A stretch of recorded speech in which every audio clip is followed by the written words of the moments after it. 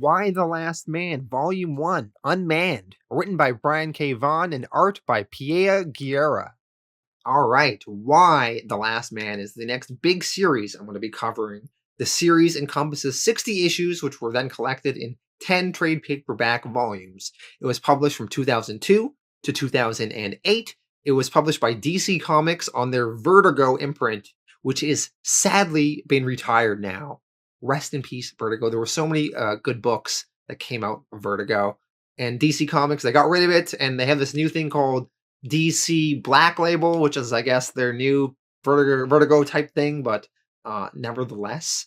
Why the Last Man is a very critically acclaimed series. It won 3 Eisner Awards, and even though it came out in 2002, to this day, it still gets constantly recommended by many people. It is just a classic. It is a classic book. So many people have read this thing, and it's something I recommend to people as well. If someone wants to read a comic that has nothing to do with superheroes, this is definitely one of the go-tos that I would point people towards. And yeah, this series is really good. It's written by Brian K. Vaughan. He has another very popular series right now called Saga, which is just, really popular in the indie books. But Why the Last Man is probably his biggest accomplishment. So what is the book about? Why the Last Man is about this mysterious virus that has wiped out every male on Earth and has left behind the female population, as well as the sole surviving male, this guy, Yorick Brown, and his pet monkey. So how does society go on with half the world being wiped out, no more men, and this female all population, and this one guy, this last man? How does it go on? So it's a very interesting series. There's lots of mystery. What caused this virus? There's lots of post-apocalyptic fun. If you like Walking Dead, there's lots of similarities with the aftermath of society and seeing that explored within this series.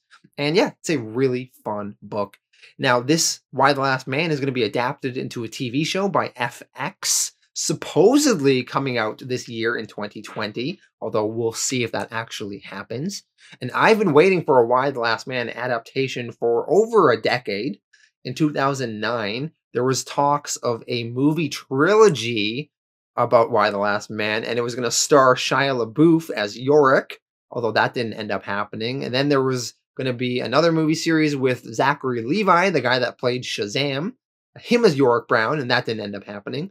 And finally, FX is going to do it. And they've casted this guy, Ben Schnetzer, as Yorick. And I'm not too familiar with him. He was in the movie Warcraft as well as Snowden. But he's going to play Yorick Brown now. But I think a TV adaptation is going to be a much better way to go about it than trying to do a movie trilogy, because you really want to take your time with it and spread it out. There's so much story here to tell. So a TV show is a much better way to go about it. So let's dive into the story for Why the Last Man, and you can all experience this comic classic. Issue 1, Unmanned, Chapter 1. Remember that this book was written in 2003, so George Bush was president and the technology is a little bit dated from what you would see today. So the book opens up in Brooklyn, New York. A crazed woman tries to get a female police officer to help with 2 dying boys. The officer refuses and puts a gun to her head, and she says, "All the men are dead, all over the world." And from that point, we jump back 29 minutes ago.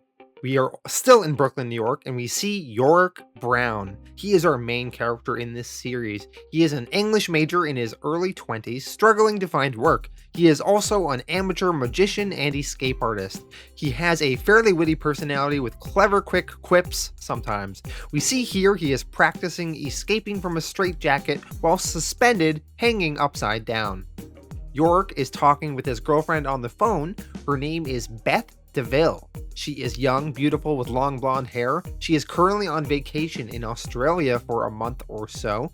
Yorick is talking to her about the fact that Elvis had an identical twin brother who was born stillborn.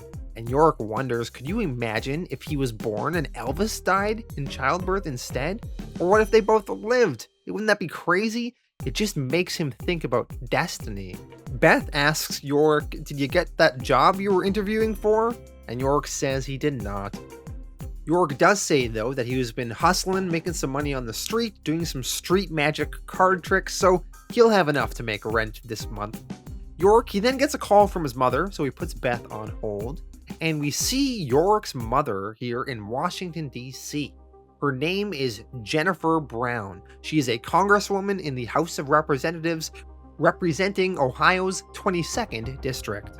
So Yorick, talking with his mom on the phone, tells his mom that he didn't get whatever job he was going for, but Yorick tells his mom, I got Beth on the other line, can we talk later? So they end their call. Now Jennifer, she is just about to take a major vote on a bill, and she is confronted by a US Senator named Marty.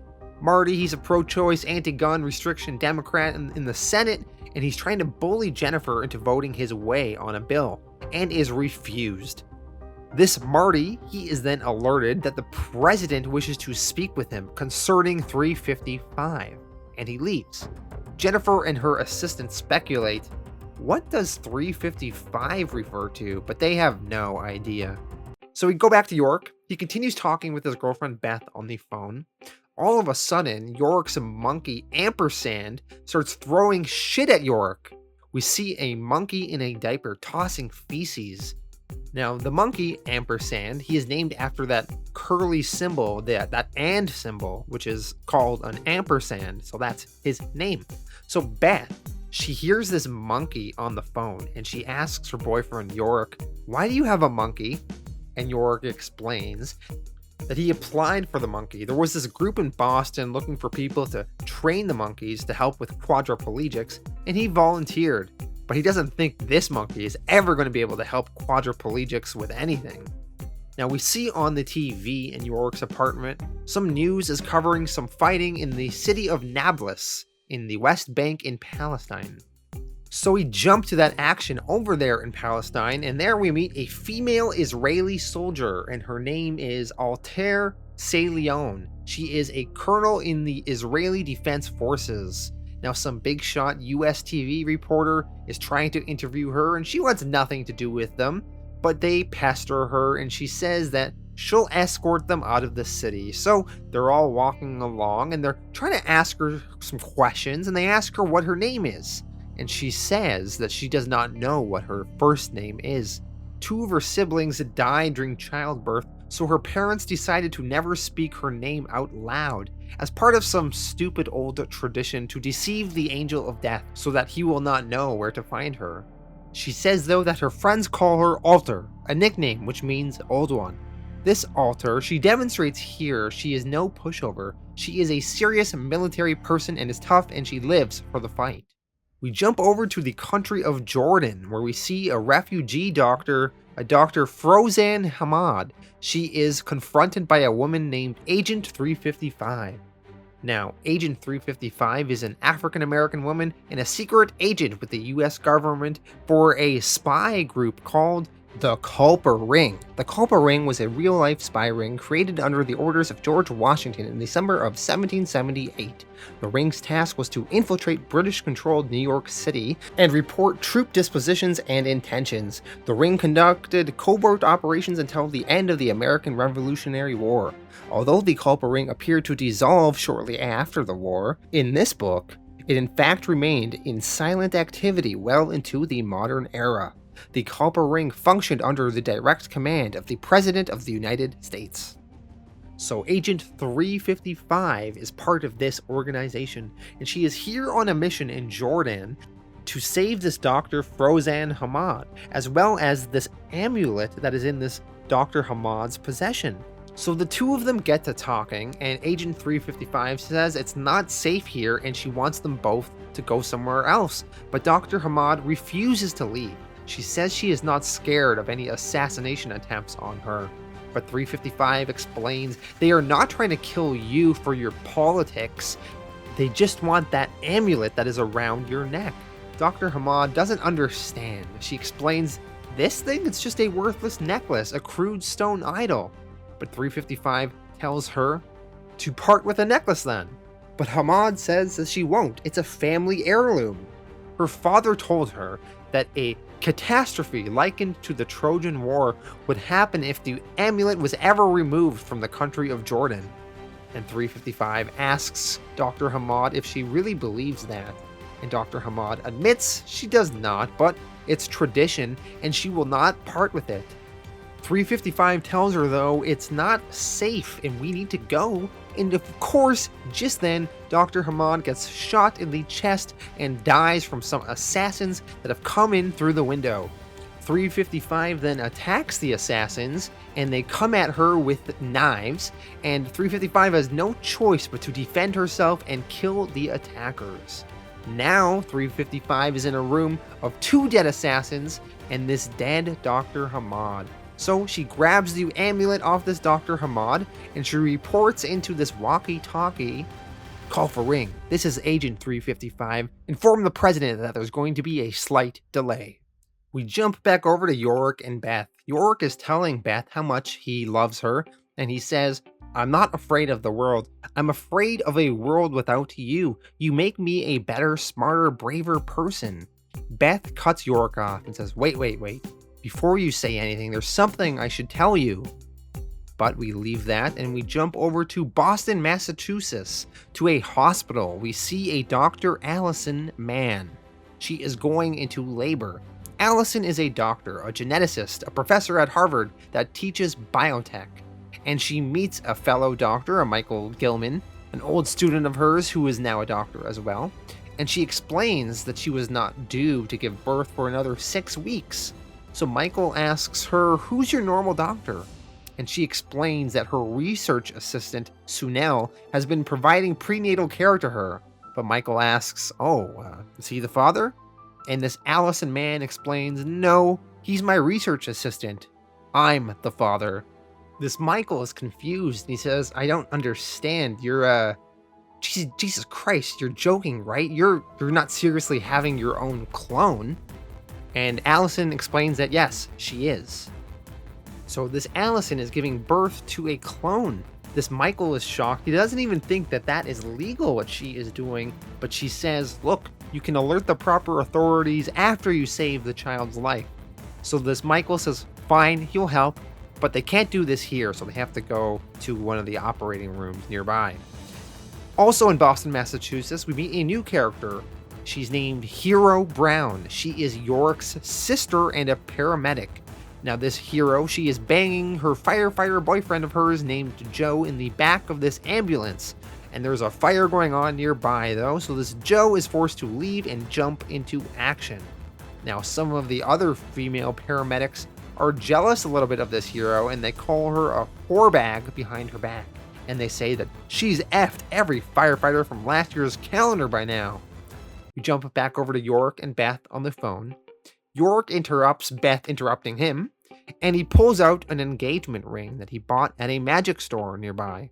And he tells Beth, listen, I know this is unbelievably tacky to do over the phone, but I keep having nightmares about you being eaten by a dingo before I can ask, so here goes everything. Beth DeVille, will you marry me? So Yorick just proposed to his girlfriend, but at this very moment, shit is about to hit the fan around the world. So we're jumping around to all the characters we've met so far. We see this Jennifer Brown, Yorick's mom, in Washington. We see Alter Saleon, the Israeli army colonel in the West Bank. We see Agent 355 is now in an airplane above Jordan with fellow Agent 1033. We see geneticist Allison Mann giving birth to her clone in a hospital in Boston. The delivering doctor Michael says, though, this isn't right. Now we catch up to the present time. This is the exact moment where this virus, this plague, this whatever it is going to affect every mammal on Earth at the exact same time. So we see Jennifer Brown in Washington sees her assistant die. Altair Leon in the West Bank sees all those male reporters that were asking her questions all die. Agent 355 sees fellow male agent 1033 die while they are flying in the sky. Hero Brown sees her new firefighter boyfriend die and blood dripping out of his eyes, nose, and mouth. We also see at the Tokyo Stock Exchange tons of dead bodies just falling on the floor. In Vatican City, we see a nun holding a priest that has just passed away. In Idaho, we see a young female farmer say that this cow named Buck looks sick, so this male cow has also died. In Amsterdam, we see dead men on the street in the red light district just falling onto the street. In Brazil, we see a female soccer game and the referee and a lot of people in the stands have died. Over at NASA in Texas, people have died. A nuclear power plant in Russia. In Kenya, a train has crashed. Just everywhere around the world. Everyone who's male is being affected and is dying at this exact moment. Now we see Agent 355 gain control of the plane, wondering what is going on. We see Jennifer in Washington trying to save her assistant's life. We see Hero Brown holding her dead boyfriend. We see Allison Mann in the operating room with a dead doctor and her dead research assistant. We see Altair wondering what just happened. And once again, we return to that female cop that we opened the issue with initially. That female cop says all of the men are dead, and she shoots and kills herself. Now we see Yorick and Ampersand are still alive. Yorick hears that gunshot outside of that female cop killing herself, and on the phone he says, "Hello? Hello?" His phone line has just gone down. And that is the end of issue 1. So some immediate questions going on in all of our heads is, what has killed off all the men in the world instantaneously, all at the same time? Why did it not affect Yorick or his pet monkey Ampersand, both males? How will the story weave all these various characters together over the course of the story? Now, 2 immediate suspicions you could have of what caused the virus is that, is it that amulet that Agent 355 took out of Jordan? Remember that Dr. Hamad woman with the amulet? She said that her father told her a catastrophe likened to the Trojan War would happen if that amulet was ever removed from Jordan. And Agent 355 was in an airplane leaving Jordan with that very amulet the second the virus hit. So maybe that caused it? Or maybe it was this Dr. Allison Mann. She gave birth to a clone, and the second that baby popped out, the virus seemed to hit then. Anyway, these are little teases of what potentially could have caused the virus, but we will not get confirmations anytime soon. So, this is what the series is going to be about, the mystery behind all these questions, and how does society go on with all the males wiped out all at once. Except, of course, for Yorick and his pet monkey. Issue 2, Unmanned, Chapter 2. It's been 2 months since the plague hit.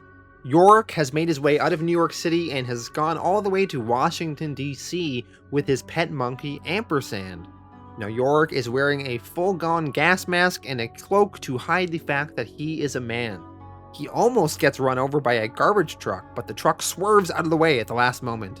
Out of the truck emerges a girl named Waverly, a very sexy ex-supermodel.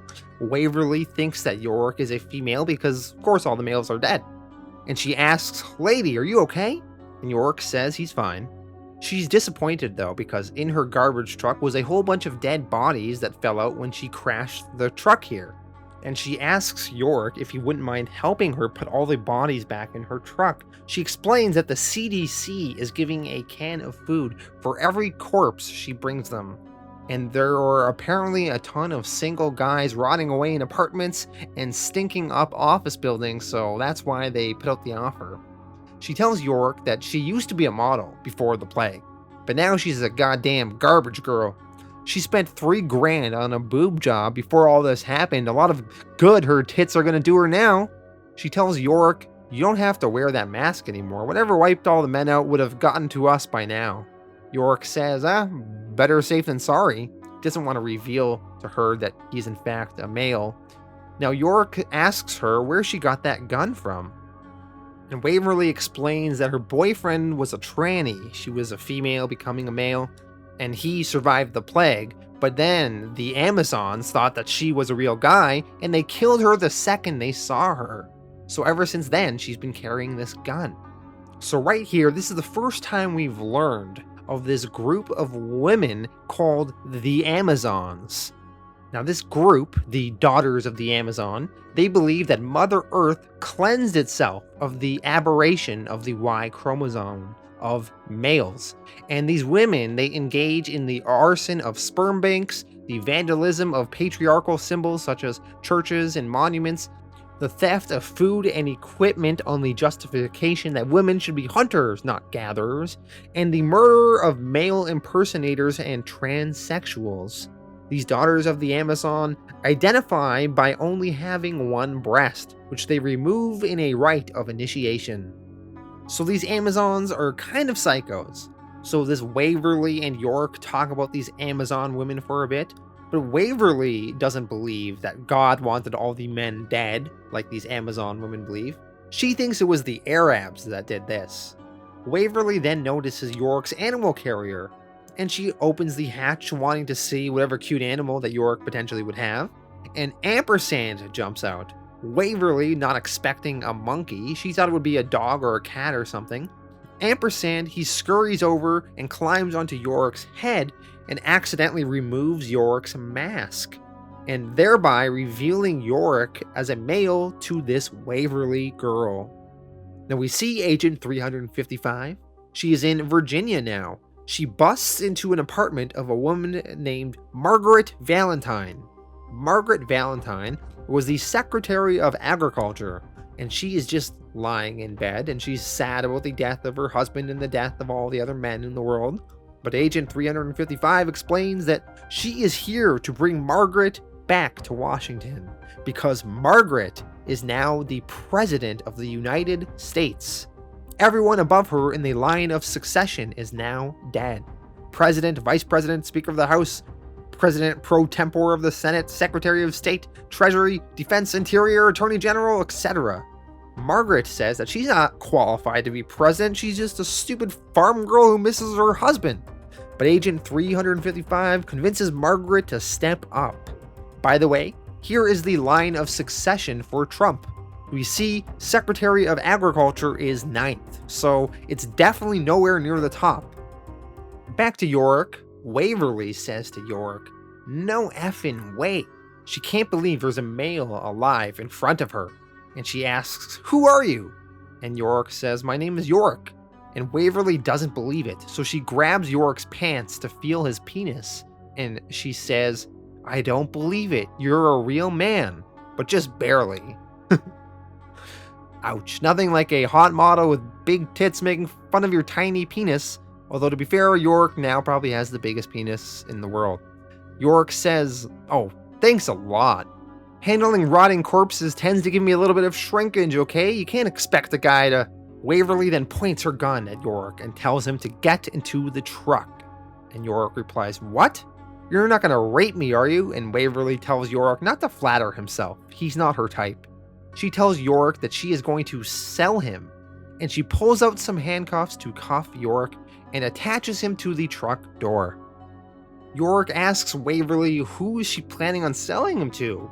She then grabs some of those other dead bodies and begins to load it into the back of the truck. And she tells Yorick, "There's this group down in Hagerstown. They'll probably pay enough food to last the rest of my life for you." And Waverly also says, "And if you're alive, there are probably other guys out there too." And she wants to trade Yorick while he's still exclusive before other mysterious men begin appearing. Now Waverly, she rounds the truck and comes back to the front, and she sees that Yorick has already escaped. Because remember, Yorick is an escape artist. Slipping out of handcuffs is super easy to him. We see Yorick now running down the street with Ampersand. He is telling Ampersand that he is lucky that those handcuffs were this specific model. He says, "We're lucky they were Hyatt's, because if they were Darby cuffs, we would be screwed." Ampersand lets out some monkey noises, and then Yorick responds to him, "Whatever, dude, I'm starving too, but grub has to wait until we find Mom." So Yorick is looking for his mom, thinking that she might be at the White House because she was this important political figure. So we see Yorick's mom, Jennifer Brown, is in fact in the White House. Now Diane, a member of the security team in the White House, asks Jennifer if she needs to be escorted home or anything. Jennifer says she is fine, she's just going to stay here tonight. So Diane, the security guard, begins to head home. Now Jennifer, she's there in her office alone, and Yorick managed to sneak into the White House, and he surprises his mom by saying, "Boy, security sure has gotten lame since all the men died." Yorick's mom, not suspecting her son though, attacks Yorick instinctually and flips him over her shoulders. Yorick on the floor now says, "Ouch." And Jennifer, his mom, now recognizing her son, hugs him, and the two of them embrace. And Jennifer tells her son, "I prayed for you every second, Yorick." And Yorick explains that it took him a few weeks to get out of New York. And his mom asks him if he's the only one. And Yorick says that he thinks so, unless is Dad still alive? Yorick's mom holds back some tears, implying that Yorick's dad is in fact dead. Yorick gets upset, he slams the table and says, "Damn!" He thought maybe the plague was genetic or something, and that if he was fine, maybe his dad would be okay too, but doesn't appear like that is the case.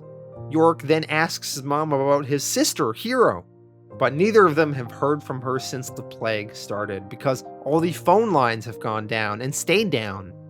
Yorick's mom then spots the monkey Ampersand that Yorick has with him, and Yorick explains all about Ampersand and how he's a helper monkey and he's training him. Jennifer comments that she thought every mammal with a Y chromosome was dead, so she's surprised to see both of them. By the way, this is why the book is called Y, The Last Man. The Y is in reference to the Y chromosome. Males have one Y chromosome and one X chromosome, while females have two X chromosomes. Hence, Y, The Last Man. Jennifer asks Yorick, "How is this possible that you and this monkey survived?" Yorick doesn't know, though. He says every male in his building died and all of his male friends died. Yorick thinks maybe it has something to do with this ring he's wearing around his neck.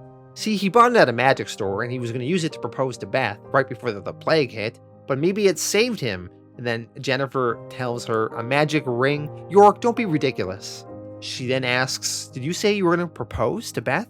Did she say yes?" And Yorick says that she did, or at least he thinks she did. They sort of got disconnected before he could hear her answer. That's why Yorick says he's going to go to Australia to find out for sure.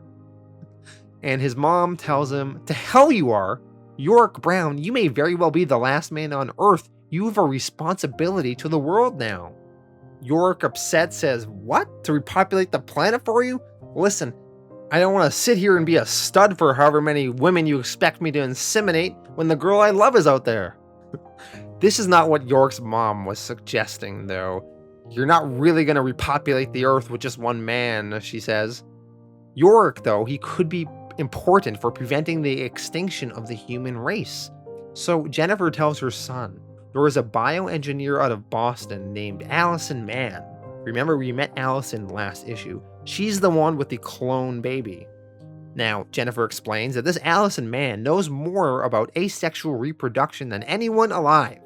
We were initially hoping that we could use her to create the next generation of females, but maybe she could find out what makes you immune. Yorick is confused and he asks his mom, "Wait a second, are you talking about cloning? I thought you helped outlaw that." And Jennifer replies, "I did, but this isn't the same world it was 2 months ago." All of a sudden, though, gunfire burst a huge hole in the wall of the White House here. Yorick and Jennifer duck for cover. They begin to both guess who it might be. Yorick thinks it's maybe that Waverly girl he met earlier with the dump truck. Or maybe those women, those Amazons. But Jennifer recognizes who it is and she says, "No, it's worse. Much, much worse."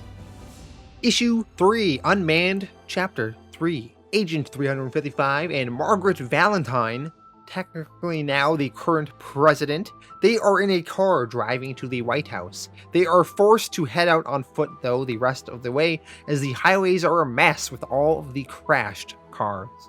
Back to Yorick and Jennifer. Yorick asks, "But who the hell is shooting at us, Mom? Terrorist?" And Jennifer says, "No, worse. Republicans." Remember, this book came out in 2002, so at this time, George W. Bush was president and the Republicans had majorities in the House and Senate.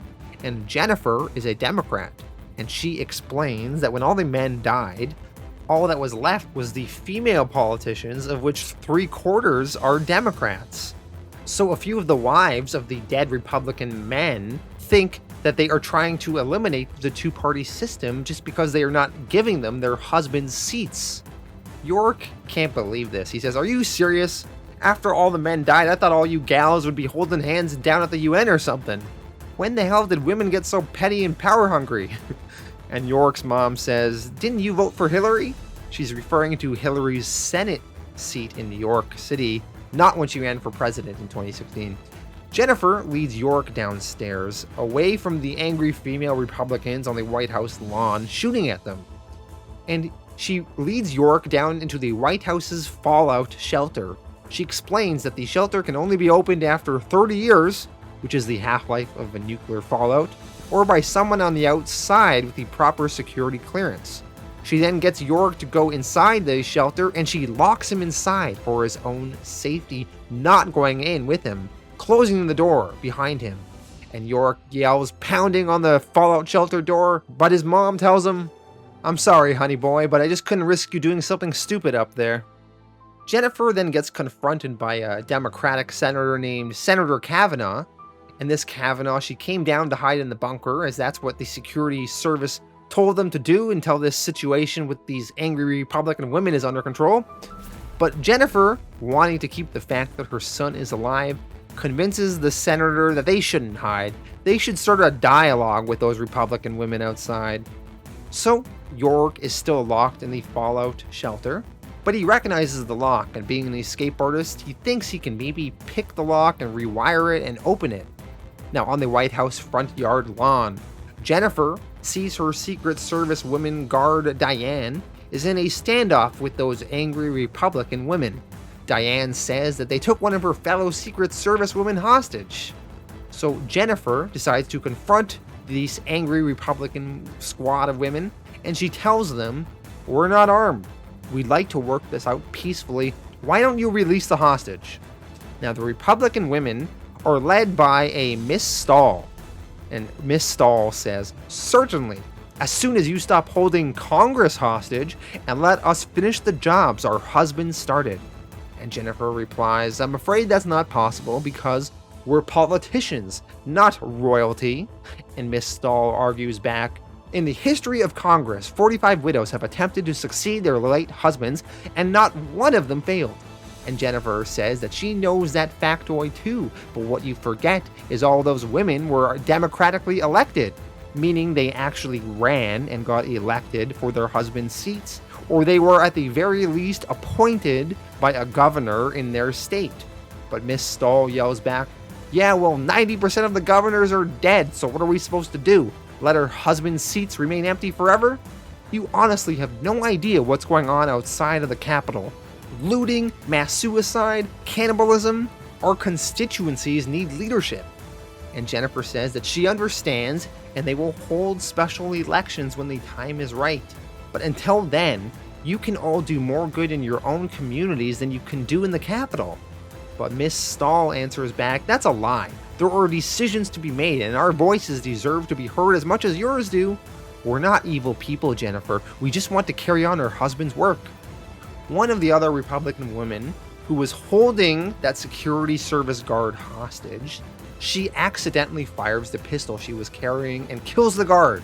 And she exclaims, oh my God, my finger slipped." And Diane, the Secret Service woman on Jennifer's side, fires back at those Republican women.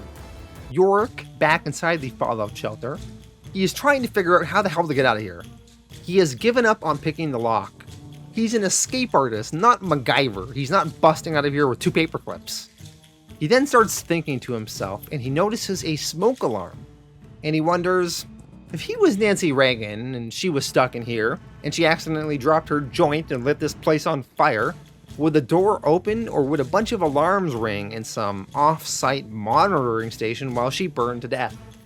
Well, one way to find out. So Yorick is going to start a fire in this fallout shelter and hope that the door opens as a security measure. I found the Nancy Reagan line funny because she was super anti-drugs, so the idea of her smoking a joint and accidentally starting a fire is pretty humorous. back on the White House lawn. Diane, the Secret Service woman, shoots and takes that woman down who killed her fellow service woman. The lead Republican woman, Miss Stahl, says, "Damn it! Why did you do that? It was an accident. She never even touched a gun before. It was an accident." She yells as she opens fire back. Diane, the Secret Service woman, gets hit in the shoulder with a bullet. The other Republican women, though, begin backing down. They are not violent people, and this has all clearly gone too far. Just then, a garbage truck, driven by Agent 355, the same one that Waverly had, they must have commandeered it from Waverly, it drives through the White House gate. Out walks Margaret Valentine. By the way, I know there's all this squabbling between these Republican women and the Democratic women, but Margaret Valentine would in fact be a Republican. She is now embracing her new role as president, and she says, "I'm president of the United States, and I say drop the goddamn weapons." Miss Stahl and Jennifer argue and bicker with Margaret about who started it and who should be in charge and if these women should be allowed to take over their husbands' seats. And Jennifer tells Margaret that we are only doing what the Founding Fathers intended. And Miss Stahl says back, "The Founding Fathers are dead. All the men are dead. Their constitution doesn't apply anymore. It's time for something new." Yorick, having escaped from the fallout shelter, decides to interject and join the argument, and he says, in the words of Thomas Jefferson, "That's bullshit." If you people really care about the next generation of Americans, I'd think twice about, throwing away a document that worked pretty well for the last 200 years. All the women are confused, and Jennifer is embarrassed of her son, and she says, "That's Yorick, he's my son." Yorick, he continues bullshitting and pontificating, and he says, "I don't know if I'm the only man on Earth, but I swear I'm not going to be the last, and I'd hate to have to tell my children that this great nation, which millions of my brothers shed their blood to forge, was completely undone by..." And Margaret Valentine interrupts and says, all right, that's enough out of you, young man. These women have suffered more than enough and don't need to be lectured to by a child." Miss Stahl then thanks the new president for sticking up for them, but then Margaret says, "Oh, shut up, Stahl. The boy's right, though. You are a disgrace to our party." She then tells Agent 355 to arrest the civilians here. Margaret then asks for a word with Yorick in her office, and Yorick says, "Of course, Miss President, but first, you might want to do something about the inferno in your basement," he says, pointing to the fire that he started. After stuff has calmed down a bit, Yorick is talking to the president. The president asks Yorick what his plans are, and Yorick says that he's going to try and maybe track down that bioengineer his mom told him about and help her with her research, and then maybe try and find his girlfriend in Australia. Yorick's mom thinks it's too dangerous on the road and she wants Yorick to stay in the White House. But Yorick argues, "Hey, I survived on the road for months. I was in this place for 15 minutes before it turned into the Night of the Living Dead." The president thinks that Yorick is right, and Yorick is even shocked and says, "I am?" And the president continues, "It won't be long before others learn of his existence," and she thinks it wouldn't be wise to keep Yorick in one location this whole time where everyone will always be able to find him. The president tells Yorick that they will do everything they can to reunite him with his girlfriend in Australia, but he is not to leave the United States. And she is assigning Agent 355 to escort Yorick to Dr. Mann in Boston, and she will protect Yorick and make sure Yorick doesn't try to run away to Australia or anything. Agent 355 initially is reluctant with this new assignment and doesn't want it, but she eventually agrees. And the president tells them both, "Godspeed to you both. Try not to screw this up." We jump to Tel Aviv, Israel. We see that Altair Saleon is in some sort of military base. She is now the new chief of the general staff in the Israeli army. Altair is worried about Israel's peace and thinks that the army needs to be ready for anything. Now she gets a phone call, and both of the women in the room are surprised that the phone line is working. Altair, she's talking to the voice on the other line, and this phone line is a direct line to a government safe house in the United States. Altair asks, "How did you get on this line?" But the voice on the line remains anonymous and tells her, "None of that matters now. The only thing that should concern you is a young man named Yorick Brown." And that is how this issue ends. So someone in the US government is tipping off the Israelis about the existence of the last man alive, Yorick Brown. And the Israelis are going to want to get their hands on this Yorick. Issue 4, Unmanned, Chapter 4. Yorick and Agent 355 are walking the streets of Washington, starting their long journey to see Dr. Allison Mann in Boston. Yorick asks 355 what her real name is, and she says there is a reason her real name is classified, and she is to be referred to as 355. They discuss trying to look for motorcycles, as the streets are too congested with crashed cars. Yorick says, though, all the bikes are hoarded pretty good. A bike will be hard to come by. They talk some more, but they're not getting along that well, Yorick and 355. 355, she is super serious, and Yorick, he's always making jokes and talking about the Three Stooges, and he's being told to keep quiet by 355. And Yorick is frustrated, and he says, "I know you resent having to drag me to some Attack of the Clones, Doctor, and I resent you for having to chaperone me when I'd rather be looking for the girl I love, but this is our lot in this shitty life, so we may as well learn to be civil with each other while we're living it." Yorick asks her if she has any friends or family or something, as she only seems to talk about work. 355 says that she did have family, but she lost them a long time ago. 355 asks about Yorick's family, and Yorick says that he has a sister named Hero, and that his dad taught drama, and she named him and his sister after Shakespeare characters. Now they hear some singing in the distance, and 355 explains it must be the nearby shrine. They turned one of these monuments here in Washington into an ad hoc memorial for all the men that died. And Yorick asks which monument did they choose? And Agent 355 motions to the Washington Monument and says, "Guess." Of course, it was the big penis-shaped monument that's in Washington there. That's the one they devoted as a shrine to the men. Yorick asks if he can go check it out and pay his respects to all the lost men in his life. He says he'll stay in disguise and everything. And 355 says no, she can't risk it. And Yorick says, okay. Hey, can you hold on to Ampersand for a second? As 355 struggles with Ampersand, she says, annoyed, "Yorick, your monkey has problems. He tried to have sex with my arm last night."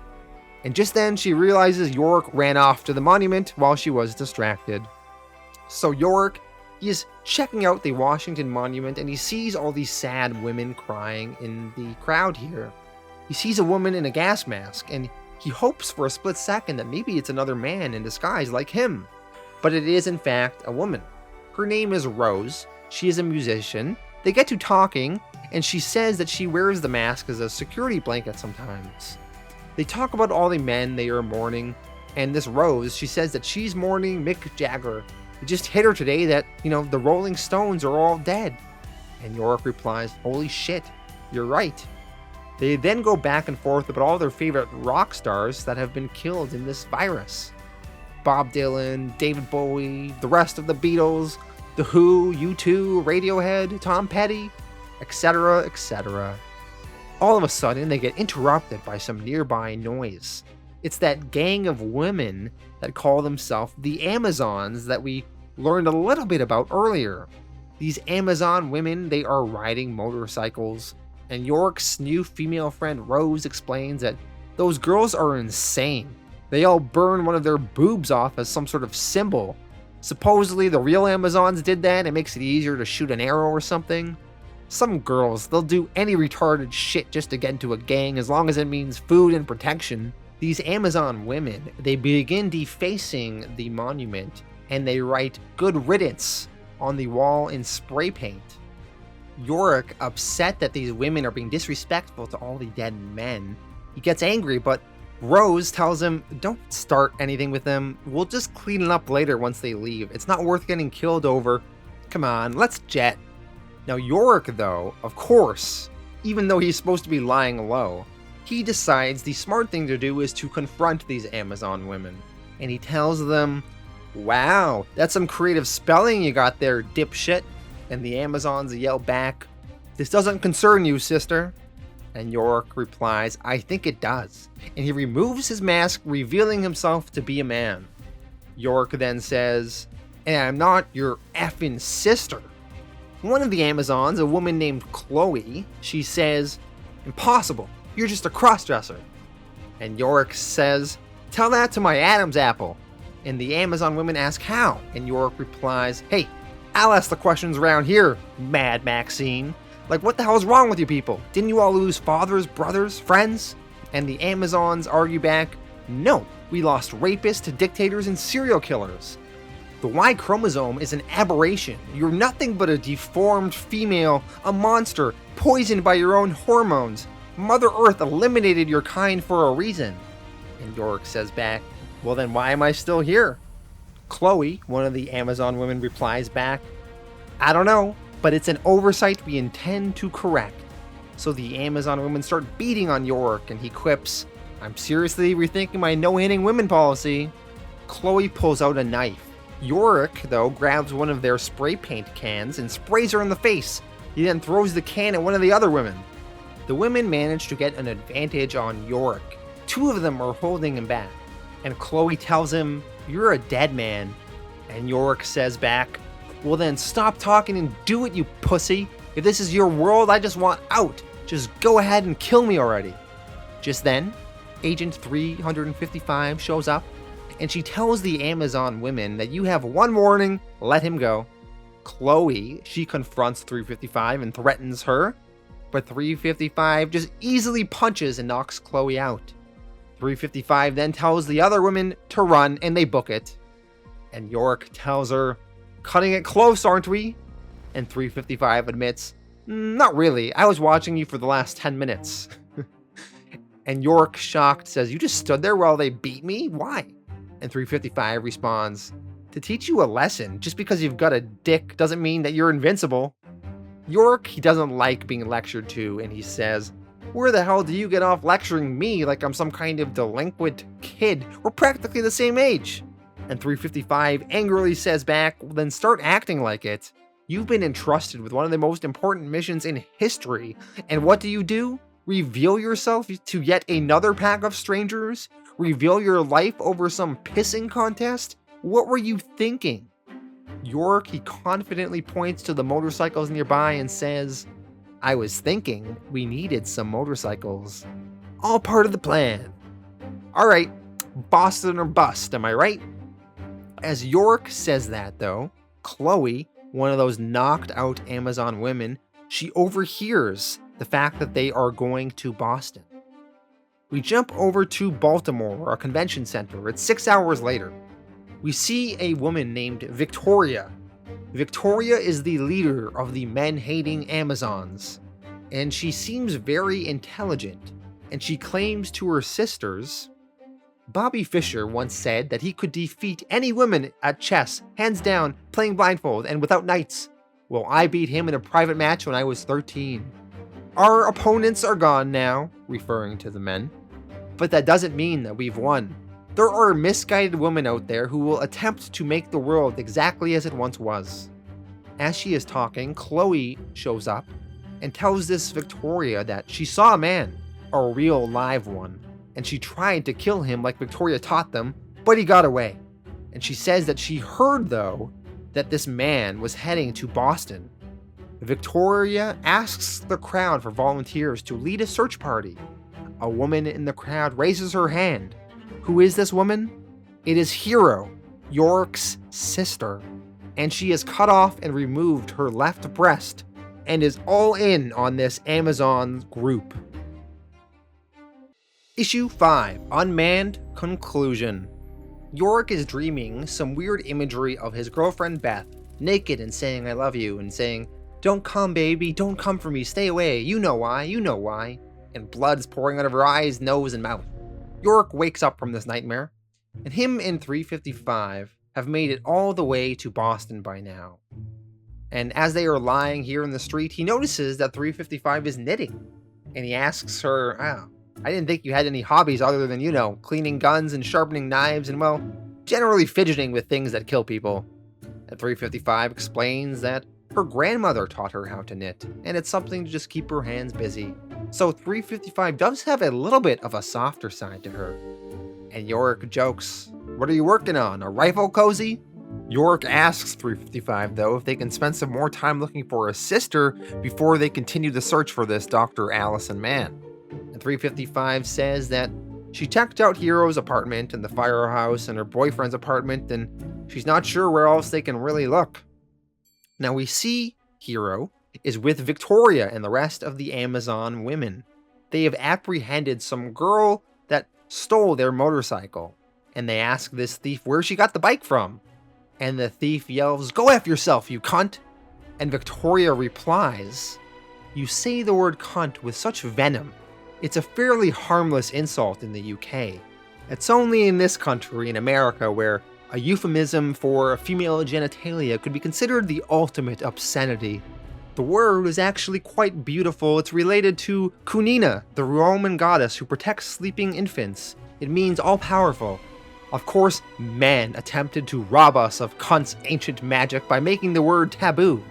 But now that the beasts are finally gone, it's time we reclaim our proper title. Don't fear what you are, sister.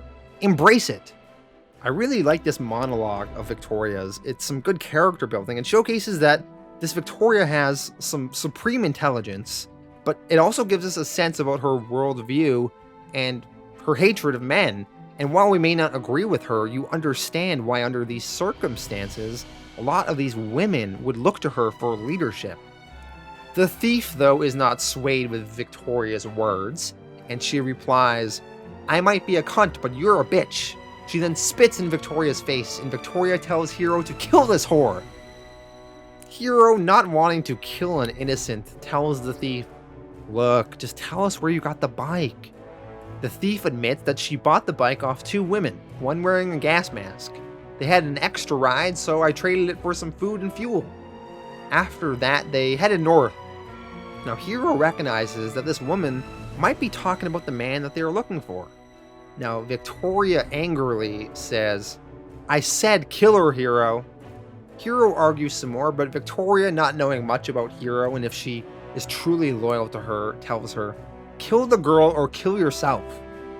Hero, faced with this decision, forced into this, she decides to shoot and kill this thief. And Victoria says, "Well played, love.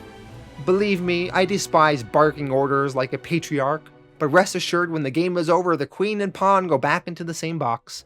Now saddle up, somewhere out there the last of our oppressors still lives." So Yorick and 355 are trying to break into the lab where Dr. Mann worked out of. Yorick uses his lock-picking skills to get through the door. They look around and hear a noise, and sure enough, they run into a Dr. Allison man. Allison tries to hit 355 with a crowbar, but after they all calm down, 355 explains that she works for the government and they want to assist her in her cloning research. Allison says that she is done with all that. It's her child that got us into this mess. She explains how she tried to clone her nephew who was dying of leukemia and needed a bone marrow transplant with a perfect match. And when they couldn't find a perfect match, she decided to create one. She feels it's all her fault all the men died, and that it has something to do with the clone baby that she created. 355 says that's just survivor syndrome. We all have that, even me. We all think that we did something to contribute to all the men dying. Allison gets angry and says, "It's not a goddamn syndrome. This is all my fault. 1 minute my baby was taking his last breath, and the next all the men are dead." And 355 says, "Not all the men." And Yorick then walks in and says, "What's up, Doc?" Sort of like Bugs Bunny. Allison is shocked. She also sees Yorick's monkey Ampersand and says, "I can understand one of you being some kind of anomaly, but how did you both survive? It doesn't make any sense. Maybe I didn't cause the plague. Maybe you did." And Yorick, taking offense to that, says, "Excuse me? Paging Dr. Frankenstein? I'm not the one who committed crimes against nature."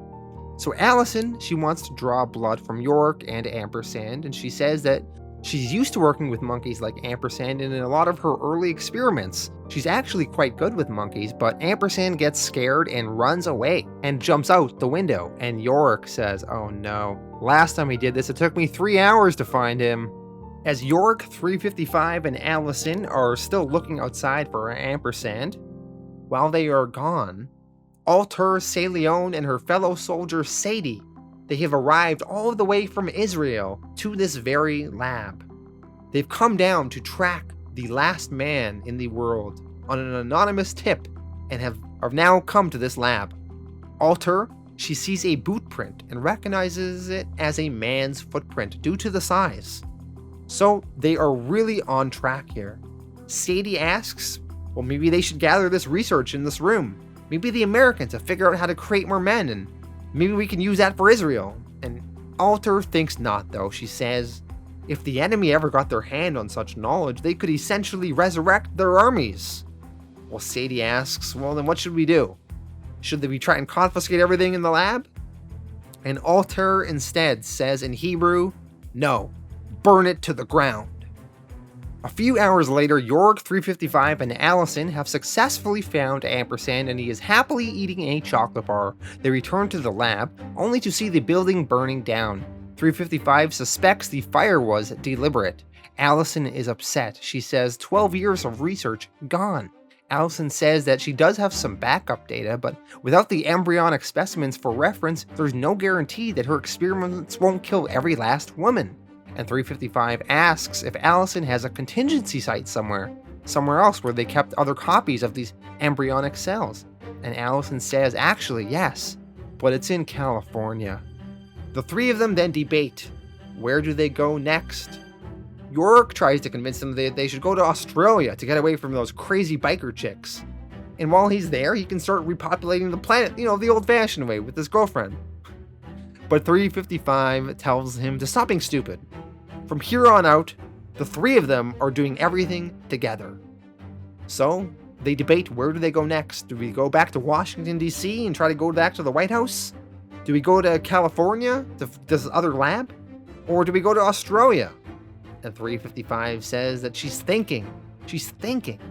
And she keeps thinking as the book zooms way out, revealing a Y-shaped street. And that is the end of Volume 1. Alright, that was the end of Volume 1. And one thing I think this series does really well is just hook you in immediately. By the end of issue 1, you get the concept, and you want to find out the mystery, and you are in for the long haul. It really just comes out the gate firing. Now, there is lots of cool just mystery you want to see solved in this series. What is the deal with this virus? How are all these characters going to come together? And where are we going to go from here? So there's just lots of good hooks to bring you forward through this series. And there's lots of fun characters. So Yorick Brown, our main character, he's a funny character. He reminds me a little bit of Peter Parker with his quips and funny one-liners. So he's just a fun character to spend time with and go through this series with. His pet monkey, Ampersand, who doesn't love a pet monkey? So that's fun. Agent 355, so teaming these two very different personalities up together, and now they're going to have to go on this journey together. And 355, she's such a tough, badass secret agent woman. And then we also have some of these other characters like Hero, Yorick's sister, and seeing her get kind of sucked into this Amazon women cult. And also, that's just a fun concept. These angry women that cut off their breast and hate the world.